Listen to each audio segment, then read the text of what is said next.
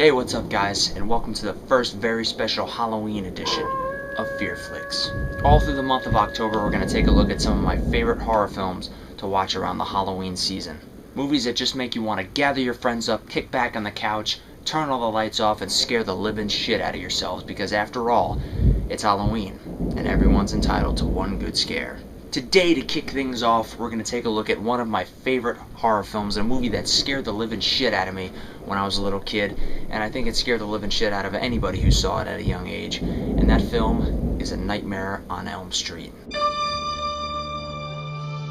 The kids of Elm Street don't know it yet, but something is coming to get them. There's something out there, isn't there?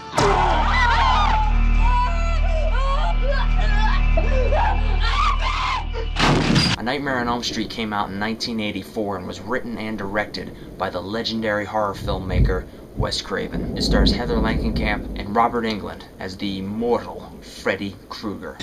No one knows where it came from or who it will visit next. Nancy? There's something wrong with you. You're imagining things. Nightmare on Elm Street. Do you believe in the boogeyman? A Nightmare on Elm Street was one of those horror movies that was based around a strong female lead character. Now, during the 80s, there were a lot of movies. It was kind of a growing trend to have a horror movie, usually a slasher movie, with a very strong female lead who eventually, in the end, would be the only survivor left. And it's no different with this movie. It's the same kind of thing that you had with the movie Halloween, the same kind of thing you had with the movie Friday the 13th, and I could go off and name 100 different slasher movies from the 80s that ended with the strong female lead character being the only survivor left and the only one to eventually kill the killer. No. If you've seen the movie Scream, you probably should know all the rules of a horror movie, and those rules that are in that movie are pretty much true 100%. Virgins never die. Virgins never die.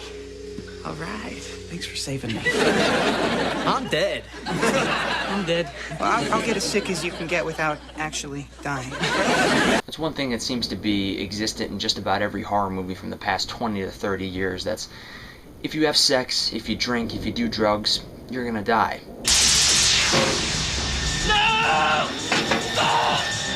We've seen it in movies like Friday the 13th, Halloween, and especially this movie, A Nightmare on Elm Street. The unfortunate thing about this aspect of horror movies is that usually you're able to predict within the first 10 to 15 minutes of a horror movie exactly who is going to live and who's going to die. One of the most surprising castings for this movie is the casting of Johnny Depp. This was actually Johnny Depp's first feature-length film. And pretty much the only reason he was cast in this movie was because Wes Craven's daughter thought he was cute and pretty much asked him to cast Johnny Depp in the movie, and that's what happened. One thing I love about this movie is that it's one of those horror films where the story is based around kids trying to fight a monster, trying to fight some type of supernatural entity. It's the same kind of thing you've gotten if you've read books like Goosebumps and if you've watched shows like Are You Afraid of the Dark over the years. You really had the same types of stories where it was kids going up against some big scary monster or some, psychotic supernatural entity that they had to defeat on their own.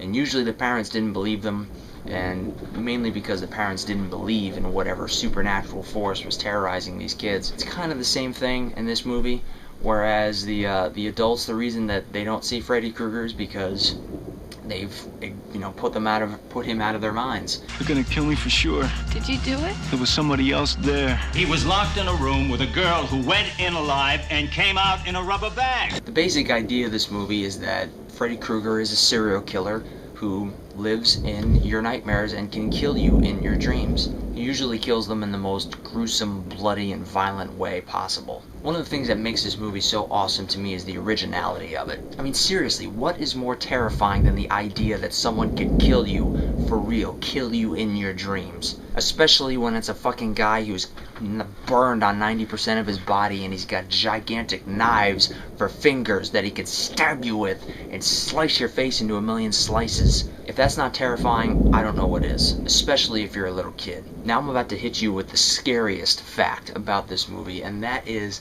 that it's actually based on true events.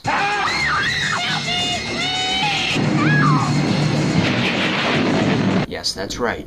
A Nightmare on Elm Street is actually based on true events. Wes Craven actually got the idea for this movie from some articles that he had read about teenagers who had actually died in their sleep. They had been having horrible nightmares, and apparently their parents went into their rooms and they were, going crazy, slashing around and going frantic in their dreams, and while they were sleeping, and they just died. Just poof, they were gone. No cause of death was ever found, apparently, for these teenagers, and yeah, that's pretty scary. Another interesting aspect about this movie is that in the original script, Freddy Krueger is actually a child molester.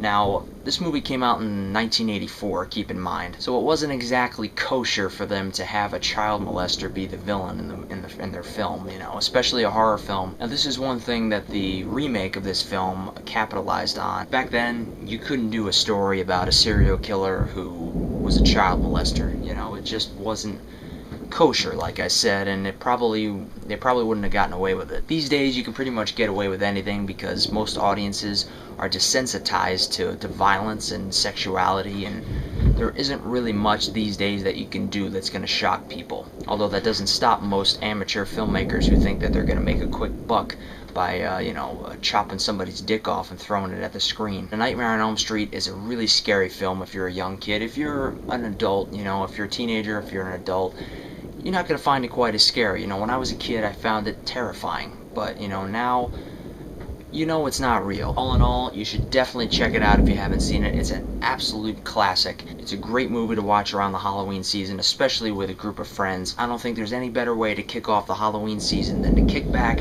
turn out the lights, watch A Nightmare on Elm Street, and then go right to sleep. Enjoy the season, and there are many more FearFlix episodes to come within the month of October. So, with that, I will see you next time. Sweet dreams.